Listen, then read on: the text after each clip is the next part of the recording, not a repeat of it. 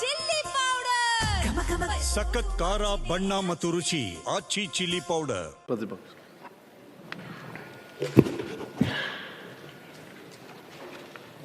ತಾವು ತಂದಿರತಕ್ಕಂಥ ಈ ಸಂತಾಪ ಸೂಚನೆಗೆ ಬೆಂಬಲವನ್ನು ವ್ಯಕ್ತ ಮಾಡಿ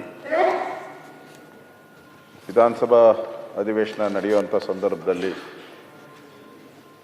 ಅದು ಈ ಅಧಿವೇಶನಕ್ಕೆ ಸಂಬಂಧಪಟ್ಟಂತೆ ಮೊನ್ನೆ ತಾನೇ ನಾವು ಮೇಟಿಯವ್ರದ್ದು ಸಂತಾಪ ಸೂಚನೆಯನ್ನು ಮಾಡಿದ್ದಾರೆ. ಅವರು ಸಿಟ್ಟಿಂಗ್ ಮೆಂಬರು. ಇವರು ಶಾಮನೂರು ಶಿವಶಂಕರಪ್ಪನವರು ಅಷ್ಟೇ. ಅವರೆಲ್ಲರಿಗೂ ಮೊದಲಿಂದನೂ ಹೇಳ್ತಾ ಇದ್ರು, ನಾನು ಕೊನೆವರೆಗೂ ಅವ್ರು ಯಾವಾಗ ರಿಟೈರ್ಡ್ ಆಗ್ತೀಯ ಅಂತ ಹೇಳಿದ್ರೆ, ಇಲ್ಲ ನಾನು ಬದುಕಿರೋವರೆಗೂ ನಾನು ಅಧಿಕಾರದಲ್ಲಿ ಇರಬೇಕು ಅನ್ನೋ ಮಾತನ್ನ ನಿಲ್ತೀನಿ ಅಂತ ಹೇಳ್ತಾ ಇದ್ರು. ಇನ್ನೊಂದು ಎಲೆಕ್ಷನ್ ನಿಲ್ತೀನಿ. ಹೌದು, ಇನ್ನೊಂದು. ಈಗಲೇ ಅವ್ರಿಗೆ 95 ವರ್ಷ, ಇನ್ನೊಂದು ಎಲೆಕ್ಷನ್ ನಿಲ್ತೀನಿ ಅಂತಲೂ ಕೂಡ ಹೇಳ್ತಾ ಇದ್ರು. ಅಂದ್ರೆ ಆ ಥರದ ಗಟ್ಟಿ ಮನುಷ್ಯ, ಭಾಳ ಗಟ್ಟಿ. ಅದನ್ನು ಅವರ ಇಡೀ ಜೀವನ ನಾವು ಒಂದು ಸರಿ ಮೆಲುಕು ಹಾಕ್ಕೊಂಡ್ರೆ, ಅವರು ಪ್ರಾರಂಭದಿಂದನೂ ಕೂಡ 1931 ಅವರ ಹುಟ್ಟಿದಂಥದ್ದು. ಅದಾದಮೇಲೆ ಅವರು ಶಿಕ್ಷಣ ಸಂಸ್ಥೆಗಳನ್ನು ಪ್ರಾರಂಭ ಮಾಡೋಕ್ಕೆ ಮೊದಲು 1972 ಬಾಪೂಜಿ ವಿದ್ಯಾಸಂಸ್ಥೆಯ ಗೌರವ ಕಾರ್ಯದರ್ಶಿಯಾಗಿ ಪ್ರಾರಂಭ ಮಾಡಿದ್ರು. ಮುಖ್ಯಮಂತ್ರಿಗಳು ಹೇಳಿದ ರೀತಿ ಇವತ್ತು ದಾವಣಗೆರೆ ಅಂತ ಹೇಳಿದ್ರೆ ದೊಡ್ಡ ಒಂದು, ಎಲ್ಲಿ ನೀವು ಆ ಹೈವೇನಲ್ಲಿ ಹೋಗ್ತಾ ಇದ್ರೆ ಎಡಗಡೆ ಬಲಗಡೆ ಎರಡೂ ಕೂಡ ವಿದ್ಯಾಸಂಸ್ಥೆಗಳೇ. ಆಸ್ಪತ್ರೆ ಇರ್ಬೋದು, ನಾನು ದಾರಿಯಲ್ಲಿ ಕ್ಯಾನ್ಸರ್ ಆಸ್ಪತ್ರೆನೂ ನಿರ್ಮಾಣ ಮಾಡಿದ್ದಾರೆ. ವಿಶ್ವರಾಧ್ಯ ಕ್ಯಾನ್ಸರ್ ಆಸ್ಪತ್ರೆಯನ್ನು ಪ್ರಾರಂಭ ಮಾಡಿದ್ದಾರೆ. ಅಂದರೆ ಇಡೀ ದಾವಣಗೆರೆಗೆ ಒಂದು ಕಳೆ ಕಟ್ಟೋ ರೀತಿ ವಿದ್ಯೆಗೆ ಒಂದು ಪ್ರಾಮುಖ್ಯತೆಯನ್ನು ಕೊಟ್ಟು ಈ ಸಂಸ್ಥೆಯನ್ನು ಬೆಳೆಸಿದ್ದಾರೆ. ನಗರಸಭಾ ಸದಸ್ಯರಾಗಿ, ಅಧ್ಯಕ್ಷರಾಗಿ, ಶಾಸಕರಾಗಿ, ಮಂತ್ರಿಯಾಗಿ, ಅದು ಸಿದ್ದರಾಮಯ್ಯನವ್ರ ನೇತೃತ್ವ ಸರ್ಕಾರದಲ್ಲಿ ತೋಟಗಾರಿಕೆ APMC ಸಚಿವರಾಗಿಯೂ ಕೂಡ ಕೆಲಸ ಮಾಡಿದ್ದಾರೆ. ಸೊ ತೋಟಗಾರಿಕೆ ಅವರು ಬಸವರಾಜ ಬೊಮ್ಮಾಯಿಯವರಿದ್ದಾಗಂತೂ, ಅವರು ಮುಖ್ಯಮಂತ್ರಿ ಆಗಿದ್ದಾಗ ವಾರಕ್ಕೊಂದು 4 ಸರಿ ಅಲ್ಲಿ ಅವರ ಆಫೀಸಲ್ಲಿ ಇರೇ ಇರೋರು. ನಾನು ನೋಡೇನಲ್ಲ, ಬಂದಾಗ ಹೋಗಿ ಅಲ್ಲಿ ಕೂತಿರೋರು. ನಾನು ಬೊಮ್ಮಾಯಿಯವರ ಹತ್ರ ಹೋಗ್ತಾ ಇದ್ದೆ, ಅವರು ಗ್ಯಾರಂಟಿ ಅಲ್ಲಿ ಇರೋರು.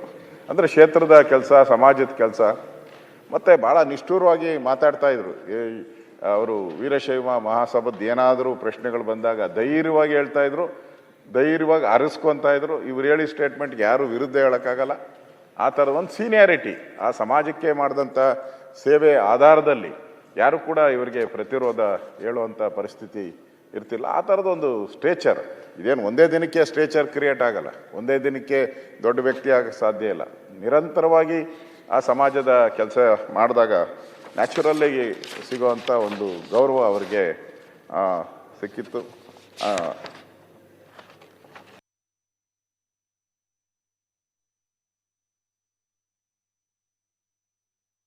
ಅವರು ತೀರೋದು ನೆನ್ನೆ ನಾನು ಫ್ಲೈಟಲ್ಲಿ ಬಂದು ಇಳಿಬೇಕಾದ್ರೆ ಸಮಾಚಾರ ಬಂತು ನನಗೆ. ಬೆಳಗಾವಿಯಲ್ಲಿ ಇಳಿದಾಗ ಒಂಥ ಹಿರಿಯ ರಾಜ, ದೇಶದಲ್ಲೇ ಇವರಷ್ಟು ಹಿರಿಯರು ಯಾರೂ ಇಲ್ಲ ಅಂತ ಪತ್ರಿಕೆಯಲ್ಲಿ ಬಂದಿತ್ತು. ಇವರೇ ಸೀನಿಯರ್ ಮೋಸ್ಟ್ MLA ಅನ್ನೋ ರೀತಿ. ಅವರು ಇವತ್ತು ನಮ್ಮನ್ನು ಅಗಲಿದ್ದಾರೆ. ಅವರ ಕುಟುಂಬಕ್ಕೆ, ಅವರ ಅಭಿಮಾನಿಗಳಿಗೆ ಈ ದುಃಖವನ್ನು ಭರಿಸುವಂಥ ಶಕ್ತಿ ಭಗವಂತ ನೀಡಲಿ ಅಂತೇಳಿ ತಾವು ತಂದಿರುವಂಥ ಸಂತಾಪ ಸೂಚನೆಗೆ ನಾನು ಬೆಂಬಲವನ್ನು ವ್ಯಕ್ತ ಮಾಡಿ ನಾನು ಮಾತು ಮುಗಿಸ್ತಾ ಇದ್ದೀನಿ. ಸುರೇಶ್ ಮುನಿಯಪ್ಪ. ಮಾನ್ಯ ಸಭಾಧ್ಯಕ್ಷರೇ, ಮಾನ್ಯ ಮುಖ್ಯಮಂತ್ರಿಗಳು ತಂದಿರುವಂಥ ನಿಲುವಳಿ ಸೂಚನೆಗೆ ಬೆಂಬಲಿಸುತ್ತಾ ಹಿರಿಯ ಕಾಂಗ್ರೆಸ್ ಪಕ್ಷದ ನಾಯಕರು, ಅನುಭವ ಸಂಪನ್ನರು,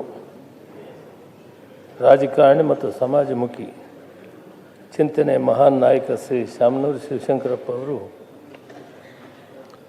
6 ಸಾರಿ ವಿಧಾನಸಭೆ ಸದಸ್ಯರಾಗಿ, ನಮ್ಮ ಜೊತೆಯಲ್ಲಿ 1 ಸಾರಿ ಲೋಕಸಭಾ ಸದಸ್ಯರಾಗಿ, ಅವರ 50 ವರ್ಷಗಳ ಸುದೀರ್ಘ ರಾಜಕೀಯ ಜೀವನದಲ್ಲಿ ವಿದ್ಯಾಸಂಸ್ಥೆಗಳಿಗೆ ಹೆಚ್ಚು ಒತ್ತು ಕೊಟ್ಟು ಬಾಪೂಜಿ ಹೆಸರಲ್ಲಿ ವಿದ್ಯಾಸಂಸ್ಥೆಯನ್ನು, ಮೆಡಿಕಲ್ ಕಾಲೇಜು, ಇಂಜಿನಿಯರ್, ನಾನಾ ಥರದ ಒಂದು ಕಾಲೇಜುಗಳನ್ನು ತೆಗೆದು ಆ ಭಾಗದ ಸರ್ವರಿಗೂ ಕೂಡ ಅಲ್ಲಿ ಅವರ ಕುಟುಂಬದಲ್ಲಿ, ಅವರ ಮನೆಯಲ್ಲೇ ಆಗಲಿ, ಅವರ ಸಂಸ್ಥೆಗಳಾಗಲಿ ಏನೂ ಭೇದ ಭಾವ ಇಲ್ಲ. ನಾನು ಸುಮಾರು 25 ವರ್ಷಗಳ ಒಡನಾಡು, ಎಲ್ಲದರಲ್ಲಿ ಕೂಡ ಸಮವಾಗಿ ನೋಡಿದಂಥ ಮಹಾನ್ ಚೇತನ ಬಸವಣ್ಣವರ ಚಿಂತನೆಯನ್ನು ಅವರಲ್ಲಿ ನಾನು ಕಂಡೆ. ಊಟ ಮಾಡೋವಾಗಲಿ, ಕುಂತ್ಕೊಳ್ಳೋವಾಗಲಿ, ಎಲ್ಲಿ ಕೂಡ ಸಮವಾಗಿ ಕಾಣುವಂಥ ಮಹಾನ್ ಚೇತನ ಅವರು. ಒಳ್ಳೆಯ ವಿದ್ಯಾಸಂಸ್ಥೆಗಳನ್ನ ಕಟ್ಟಿದ್ದಾರೆ. ಅಲ್ಲಿ ಕೂಡ ಬಡಬಗ್ಗರಿಗೆ ಸಾಕಷ್ಟು ಅನುಕೂಲಗಳಿತ್ತು.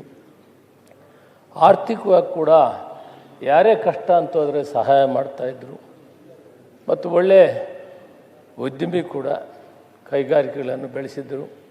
ಮತ್ತು ಸಮಾಜ ಸೇವೆಯಲ್ಲಿ ತನ್ನನ್ನು ತಾನು ತೊಡಗಿಸಿಕೊಂಡು ಸಾಕಷ್ಟು ಸೇವೆಯನ್ನು ಮಾಡಿದರು. ಅದರಿಂದ ಸಾಕಷ್ಟು ಜನ ಸಮಾಜದಲ್ಲಿ ಬಡಬಗ್ಗರಿಗೆ ಬಹಳ ಒಳ್ಳೆಯದಾಗಿದೆ.